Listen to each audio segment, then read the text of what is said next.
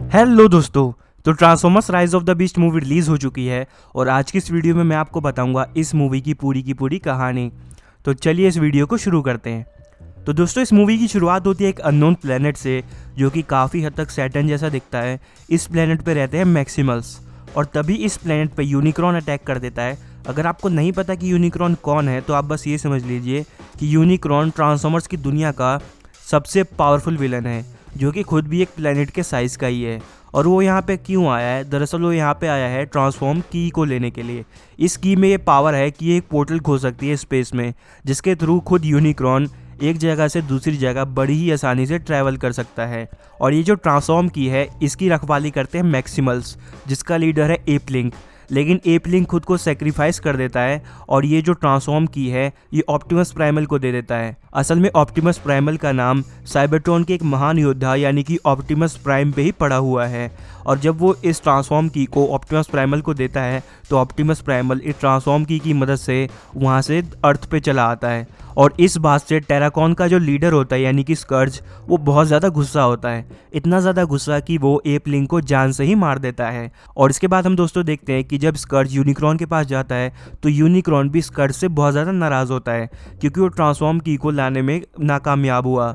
और इसके बाद गुस्से में आके यूनिक्रॉन खुद भी उस पूरे के पूरे प्लेनेट को ही तबाह कर देता है।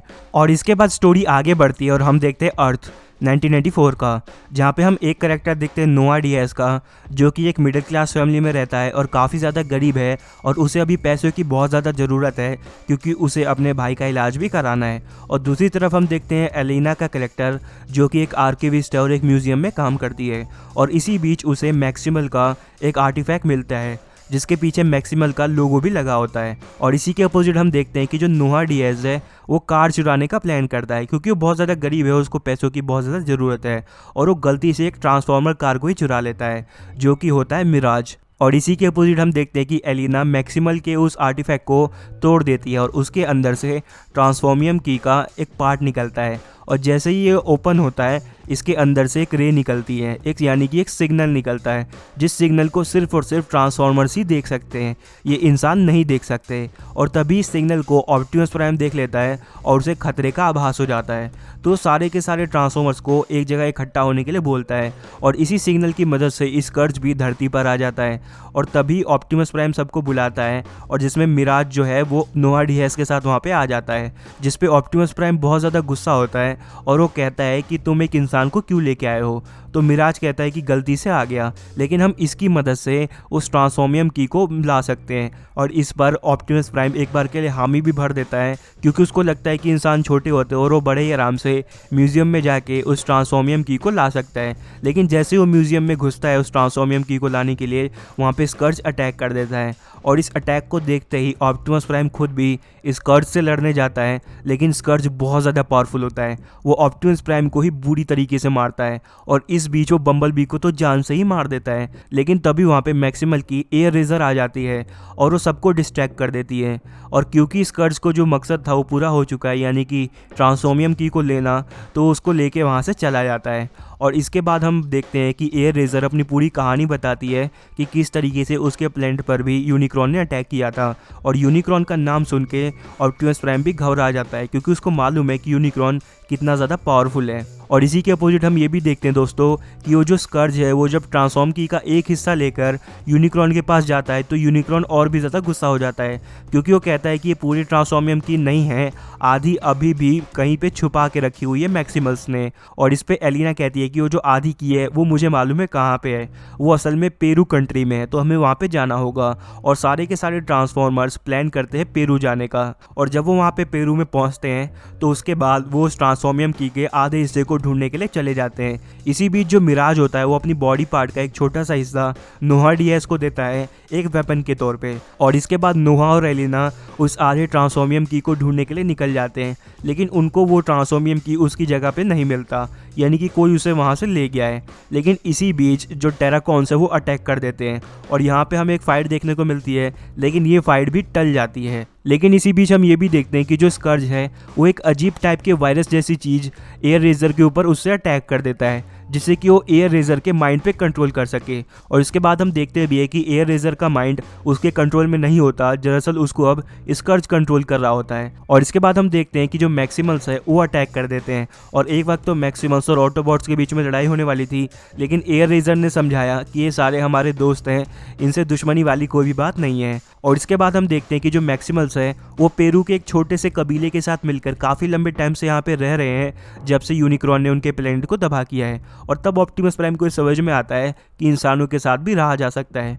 और ऑप्टिमस प्राइमल ये भी बोलता है कि वो जो आधी ट्रांसफॉर्मियम की है वो अभी उसके पास है। और उस ट्रांसफॉर्मियम की को लेकर नोआ डियाज वहाँ से भाग जाता है और उस ट्रांसफॉर्मियम की को डिस्ट्रॉय करने की कोशिश करता है, क्योंकि नोआ डियाज ये मानता है कि इस ट्रांसफॉर्मियम की के ज़रिए अगर यूनिक्रॉन चाहे तो वो अर्थ पे आएगा और अर्थ पे अटैक करके अर्थ को पूरी तरीके से ख़त्म कर देगा। लेकिन अगर मैं ट्रांसफॉर्मियम की को ही तबाह कर दूँ तो यूनिक्रॉन के आने के तो चांस ही नहीं है। इस पे ऑप्टिमस प्राइम उसको रुकने के लिए बोलता है और कहता है कि अगर तुमने की तबाह कर दी तो हम कभी भी अपने प्लेनेट साइबरट्रॉन नहीं जा पाएंगे।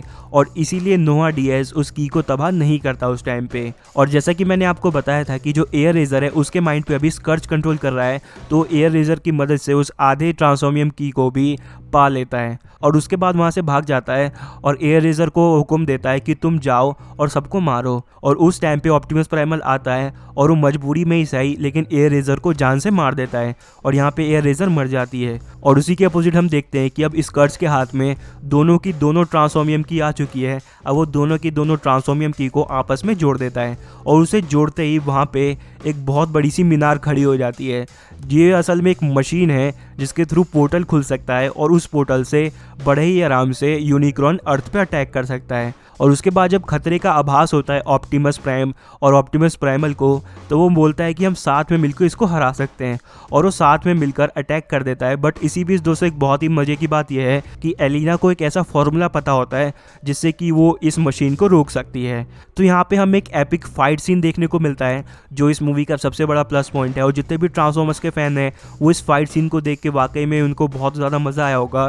बट इस बीच जो मिराज होता है वो सीधा जाके स्कर्ज पे ही अटैक कर देता है और क्योंकि स्कर्ज बहुत ज़्यादा पावरफुल है तो उनकी चाल को भी समझ जाता है और नोआ डियाज को भी पकड़ लेता है। लेकिन नोआ डियाज को बचाने के चक्कर में मिराज अपनी जान गंवा देता है। बट इसके बाद हम ये भी देखते हैं दोस्तों कि मिराज अभी तक मरा नहीं है। मिराज जो है वो अपनी पूरी की पूरी बॉडी नोआ डियाज को दे देता है और नोआ डियाज के आसपास एक आर्मर फॉर्म हो जाता है। लेकिन तभी हम देखते हैं कि वहाँ पे ऑप्टिमस प्राइम आ जाता है और ऑप्टिमस प्राइम नोआ डियाज के साथ मिलकर स्कर्ज पे अटैक करता है। और दोस्तों इसी बीच हम ये भी देखते हैं कि वो जो मशीन थी वो एक अलग टाइप की रे छोड़ती है जिससे अर्थ पे जितना भी ज़्यादा एनर्जॉन होता है वो सारा का सारा ग्लो करने लगता है।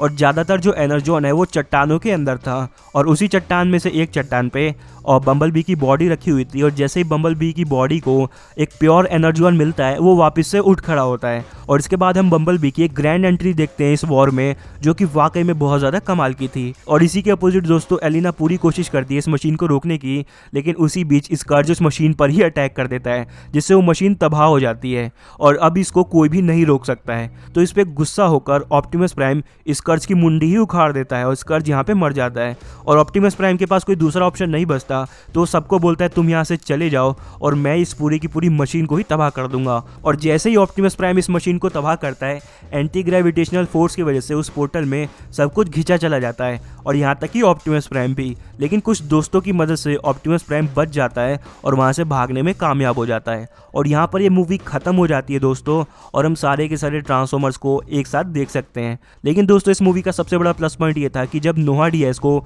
जीआई जोस की तरफ से एक जॉब ऑफर आता है, यानी कि जो अगली ट्रांसफॉर्मर्स की मूवी होने वाली है उसमें हमें जीआई जोस का भी क्रॉसओवर देखने को मिलेगा। तो अब दोस्तों बस इस वीडियो में इतना ही। अब अगर आपको वीडियो पसंद आई तो लाइक करें और मेरे चैनल को सब्सक्राइब करके बेल आइकन को प्रेस कर दीजिएगा। Thanks for watching this video. मिलते हैं आपसे अगली वीडियो में, तब तक के लिए बाय।